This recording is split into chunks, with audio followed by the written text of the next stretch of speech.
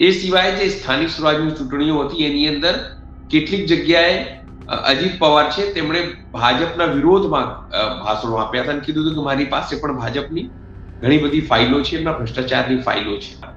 અજીત પવાર હંમેશા મદદ કરતા રહ્યા ભાજપની, સીધી રીતે બેલેન્સિંગ કરતા રહ્યા. એમ કહીએ તો શિંદે ને બેલેન્સ કરતા રહ્યા. શિંદેને કંઈ આડું ના થવા દીધું, કારણ કે ભાજપને ખબર હતું કે જો શિંદેને છોડીશું તો કાલ ઉઠીને નુકસાન કરી શકે છે. પ્લેન હતું એ જ કંપનીનું પ્લેન 3 વર્ષ પહેલા પણ દુર્ઘટનાગ્રસ્ત થયું હતું.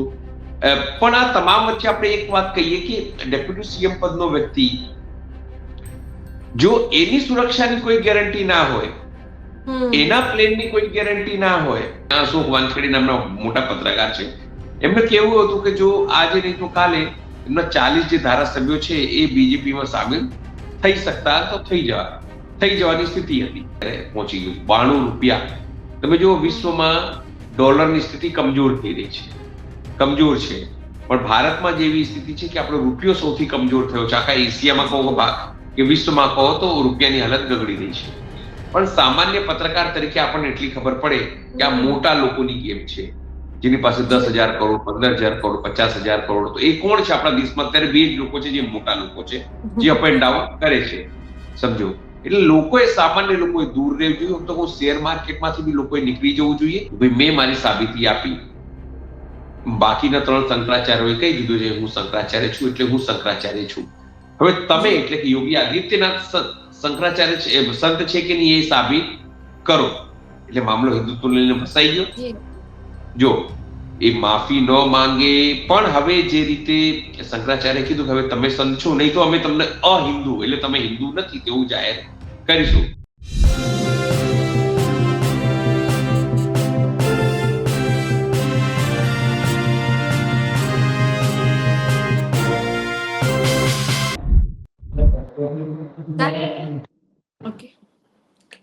નમસ્કાર, હું છું ચંદ્રિકા પુત્રી નિરાલી અને આજે વિવિધ મુદ્દાઓને ચર્ચા કરવા આપણી સાથે જોડાઈ ગયા છે અમારા સહયોગી અને એડિટર અનિલ પટેલ.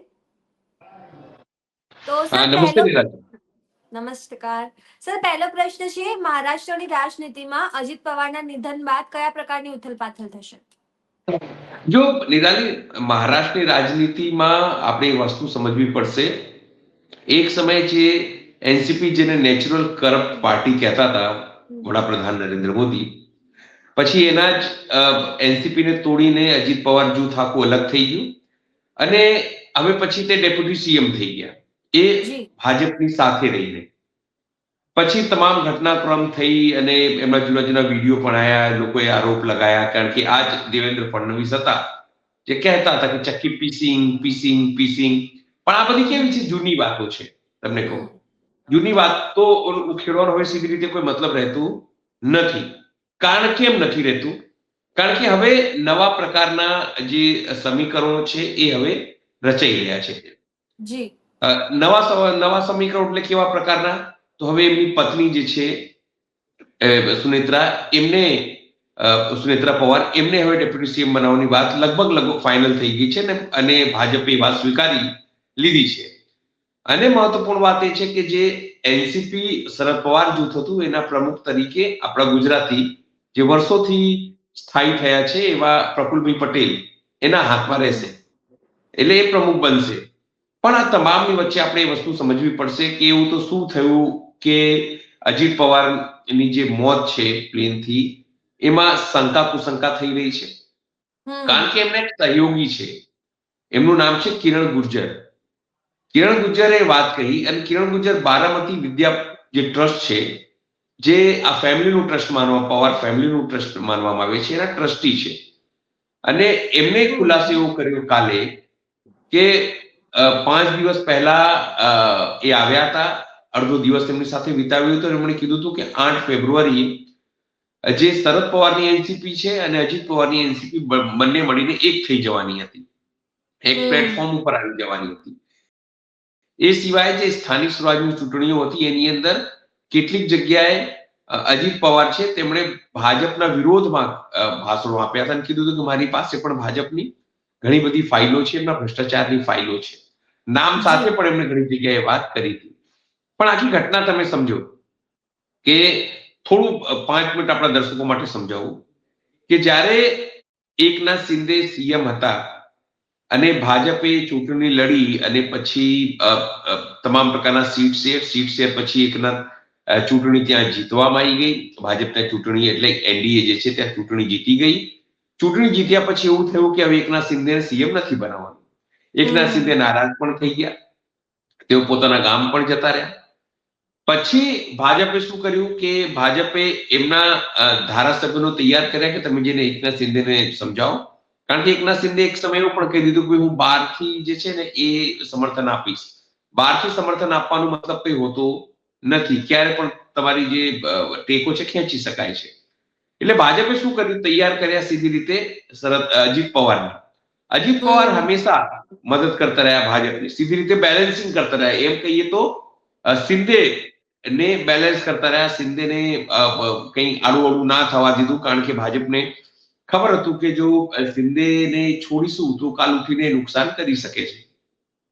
અને આપણે જયારે બીએમસી ની ચૂંટણી જોઈ ત્યારે પણ આપણે ઘટનાક્રમ જોયું હતું. એટલે બેલેન્સ કરવાનું જે કામ છે તે અજીત પવાર કરતા હતા. પણ સવાલ એ છે કે એવું તો શું થયું કે જે કાકા અને ભત્રીજા એવું ઈચ્છવા માંડ્યા કે હવે આપણે સાથે મળીને આવીએ. એમને લાગ્યું કે એમની સ્થિતિ જોખમમાં છે. કંઈક તો વિચાર્યું હશે ને.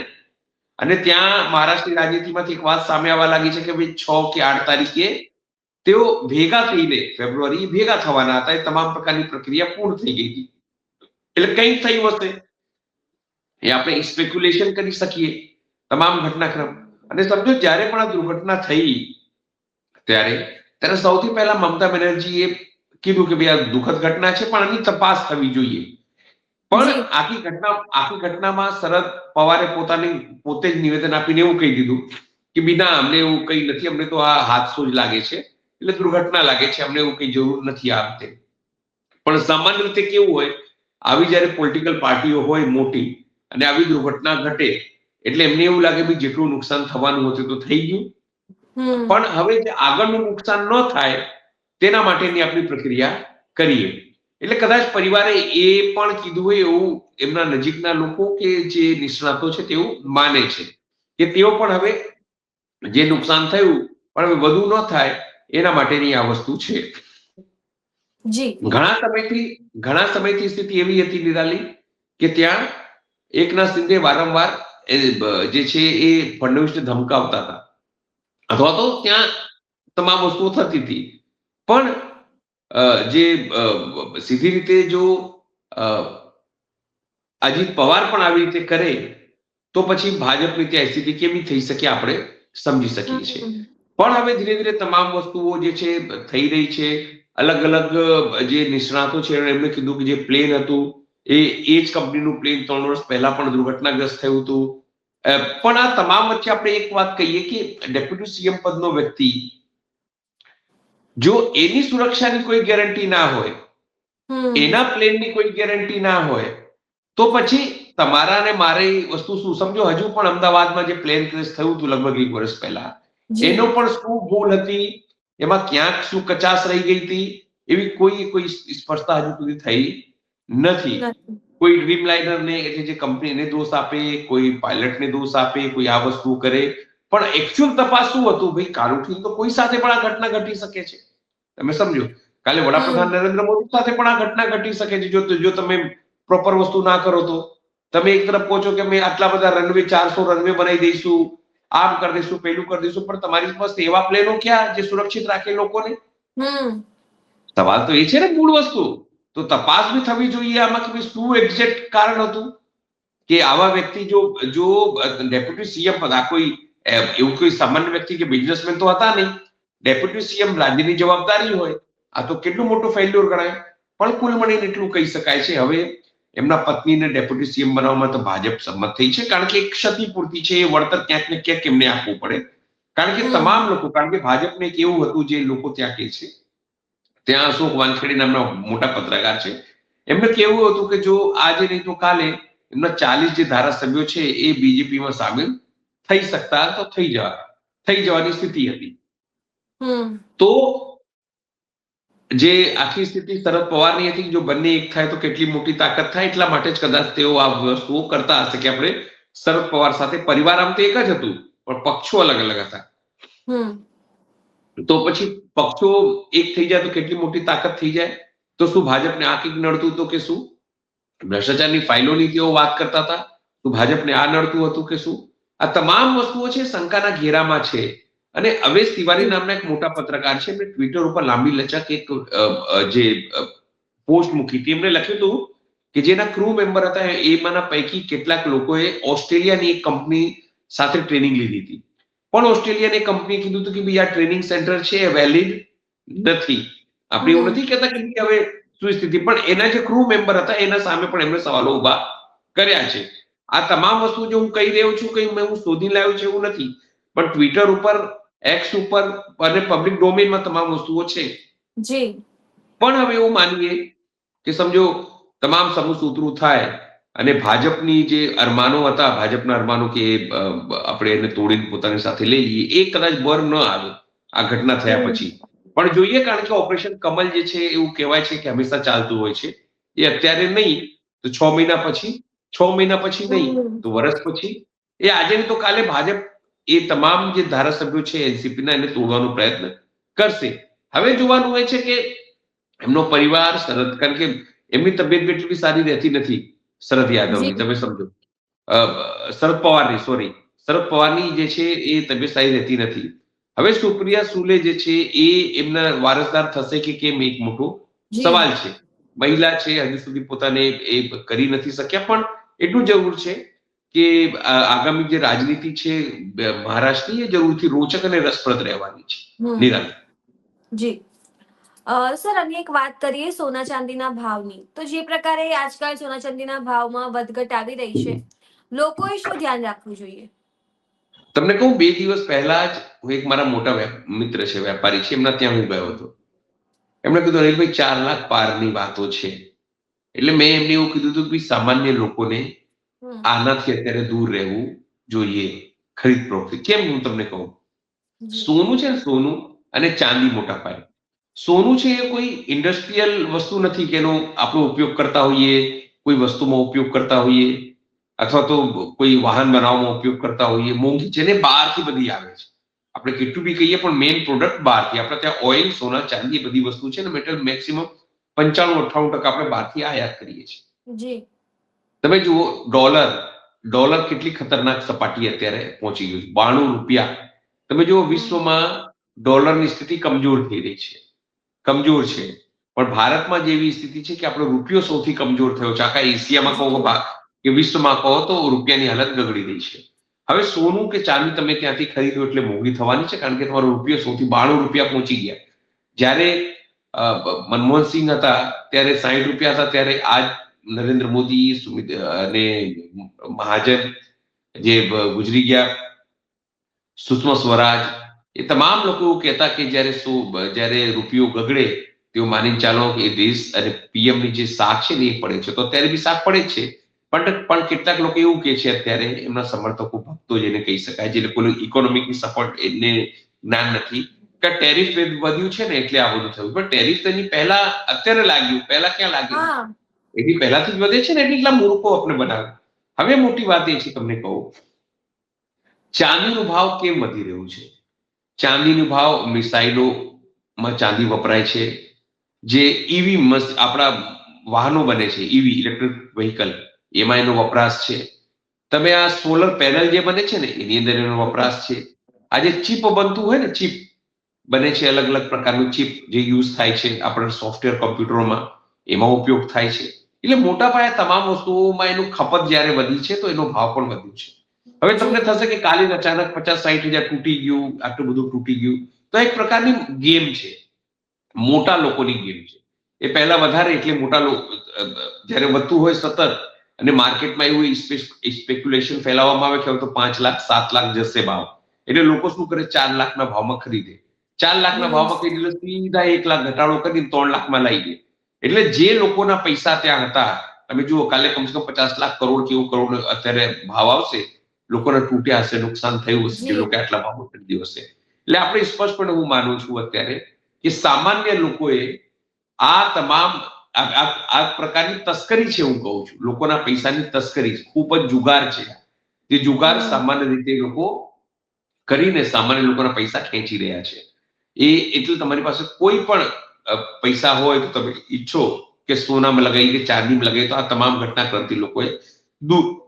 મને કોઈ એટલી મોટી કોઈ મહારથ છું કે બહુ નિષ્ણાત છું એવું નથી, પણ સામાન્ય પત્રકાર તરીકે આપણને એટલી ખબર પડે કે આ મોટા લોકોની ગેમ છે, જેની પાસે 10,000 કરોડ, 15,000 કરોડ, 50,000 કરોડ. તો એ કોણ છે આપણા દેશમાં? અત્યારે બે જ લોકો છે જે મોટા લોકો છે, જે અપ એન્ડ ડાઉન કરે છે.